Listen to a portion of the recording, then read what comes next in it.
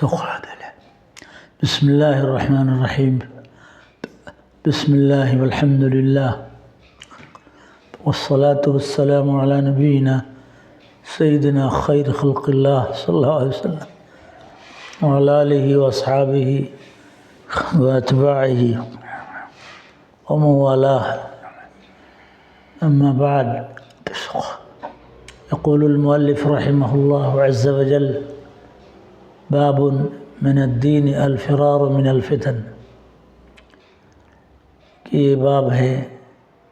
کہ فتنے سے بھاگنا، الگ تھلگ رہنا دین سے تعلق رکھتا ہے، دین کا اہم جز ہے. وبالسند المتصل منا إلى الإمام سيدنا رحمه الله البخاري رحمه الله قال: حدثنا عبد الله بن مسلمة عن مالك عن عبد الرحمن بن عبد الله بن عبد الرحمن بن أبي صعصعة عن أبيه عن أبي سعيد الخدري رضي الله عنه أنه قال رسول الله صلى الله تعالى عليه وسلم: يوشك أن يكون خير مال المسلم غنما يتبع بها شعف الجبال ومواقع القطر يفر بدينه من الفتن. حضرت سیدنا امام الہمام البخاری رحمہ اللہ عز وجل روایت فرماتے ہیں کہ ہم سے حدیث نقل کی ہے حضرت عبداللہ بن مسلمہ نے، اور وہ روایت کرتے ہیں حضرت امام مالک رحمۃ اللہ علیہ سے، اور حضرت روایت کرتے ہیں عبد الرحمن بن عبداللہ بن عبد الرحمن بن ابی صعصعہ سے، اور وہ روایت کرتے ہیں اپنے والد سے، اور ان کے والد روایت کرتے ہیں حضرت صحابی جلیل سیدنا ابو سعید الخدری رضی اللہ عنہ سے. وہ فرماتے ہیں انہ قال، حضرت فرماتے ہیں کہ قال رسول اللہ صلی اللہ علیہ وسلم، کہ حضرت نبی پاک سیدنا مولا صلی اللہ تعالیٰ علیہ وآلہ وسلم نے ارشاد فرمایا کہ قریب ہے کہ ایک مسلمان کا سب سے اچھا مال وہ بھیڑ بکریاں ہوں گی جن کو لے کر وہ پہاڑ کی چوٹیوں پر اور بارش کے برسنے کی جگہوں پر چلا جائے گا، فتنوں سے بھاگتے ہوئے اپنے دین کی حفاظت کرنے کے لیے. اس حدیث پاک کا صلی اللہ علیہ وسلم مذاکرہ کافی حد تک پچھلے درس میں ہو چکا ہے. اس سے متعلق کچھ دروس جو ہدایات تربیتی لائن سے، ایمانی لائن سے اور دعوتی لائن سے متعلق ہیں، وہ آج مذاکرے میں انشاءاللہ ہم ذکر کریں گے. اس میں سے پہلی بات آپ نے ارشاد فرمائی کہ قریب ہے کہ مسلمان کا مال، اچھا مال وہ ہوگا، وہ بھیڑ بکریاں ہوں گی. تو اس کو بھیڑ بکری کو اچھا مال فرمایا کہ اس کے ذریعے وہ اپنے دین کی حفاظت کرے گا، تو ضروریات بھی پوری ہو جائیں گی اور دین کی حفاظت بھی ہوگی. ضروریات پوری اس لیے کہ بھیڑ بکری اس کو پالے گا، پہاڑ کی چوٹی پہ چلا جائے گا، اور جہاں بارش پانی برستا ہے، اور عام طور سے پہاڑ کی چوٹیوں پر زیادہ آتا ہے، بارش برسے گی تو وہاں ان بکریوں کی حفاظت بھی ہوگی اور نسل بھی بڑھے گی، بھیڑ بکریوں سے دودھ بھی ملے گا، ضرورت پوری ہوگی، زیادہ ہوگی تو اس کا گوشت بھی کھا سکتا ہے، تو غذا اور کا کام بھی دے گا، اور لوگوں کے اختلاط سے جبکہ فتنہ عام ہے الگ بھی رہے گا، تو یہ مال اس کے دین میں معین بنے گا، تو اس لیے وہ خیر مال ہو گیا۔ معلوم ہوا بہتر مال وہی ہے جو انسان کے دین آخرت میں معین ہو، دین اور آخرت کی تیاری میں مانع نہ ہو۔ تو اس میں سبق ہے ہم سب کے لیے کہ ہم اپنے مال کو اپنے دین اور آخرت میں معین بنائیں، مانع نہ بنائیں۔ یہ بہت اہم سبق ہے۔ اور دوسری بات یہ معلوم ہوئی کہ اہم ترین سبق یہ ہے کہ گناہ کی جگہوں کو چھوڑ کر اطاعت کی جگہوں پر آدمی آ جائے، یہ شرعاً مطلوب ہے۔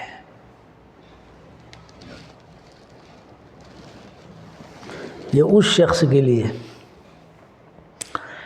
جو مقابلے کی طاقت نہیں رکھتا، خطرہ ہے کہ اس کا ایمان خطرے میں آ جائے گا، تو اس کے لیے یہ ضروری ہے کہ گناہ کی جگہوں سے بھاگے اور اطاعت کی جگہ پر آ جائے، یہ مشروع ہے۔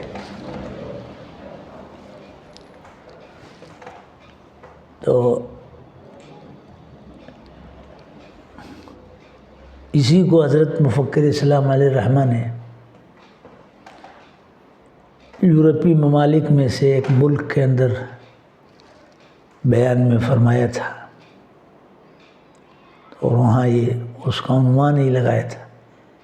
کہ مادی ترقی پر ایمان کی حفاظت اور ایمان کی ترقی کو ترجیح دیجیے، کہ اگر کسی جگہ جانے پر خدا نخواستہ خطرہ ہے کہ دین و ایمان خطرے میں آ جائے، اگرچہ مال بہت زیادہ ہے، تو ایمان کا تقاضا ہے کہ اس مال کو نہیں لیں گے، کیونکہ اس میں دین کا خطرہ ہے، ایمان کا خطرہ ہے۔ تو ایمان کی حفاظت و ترقی کو الحمدللہ صلی اللہ علیہ وسلم ہر ترقی پر ہم کو ترجیح دینا ہے۔ یہ تو معصیت کی جگہوں سے الگ ہو جانا، طاعت کی جگہ پہ آ جانا، یہ مطلوب ہے، مشروع ہے، ورنہ خطرہ ہے کہ اگر ایسے ہی رہ گیا تو اختلاط کا اثر پڑے گا اور پھر اس کا ایمان خطرے میں آ جائے گا۔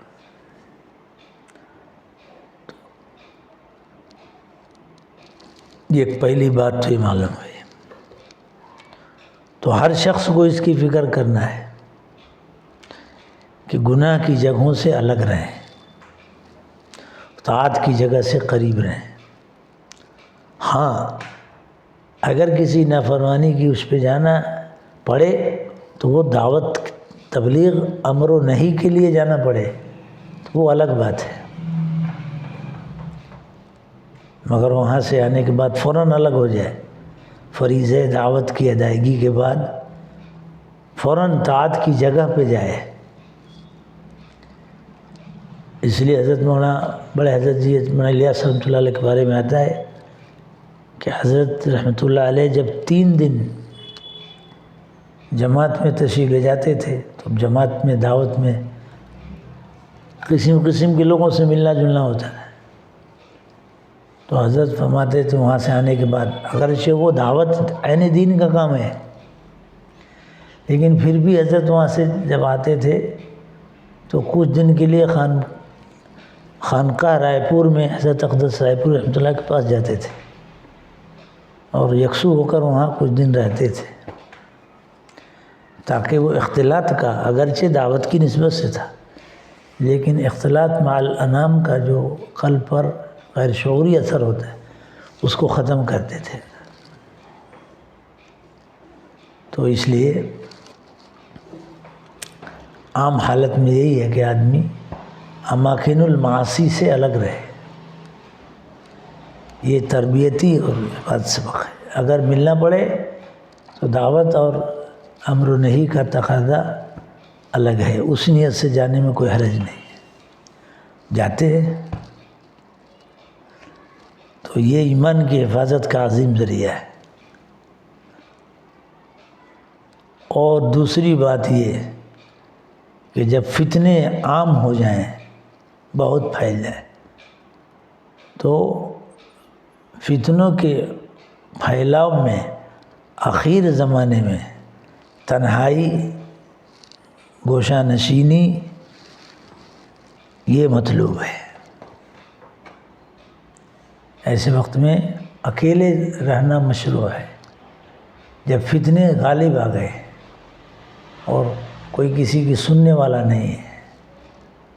تو آخری زمانے میں ایسا ہوگا تو اس وقت میں خلوت مطلوب ہے۔ یہ ایک بات، اور تیسری ہدایت یہ ملتی ہے کہ آدمی دنیاوی زندگی کی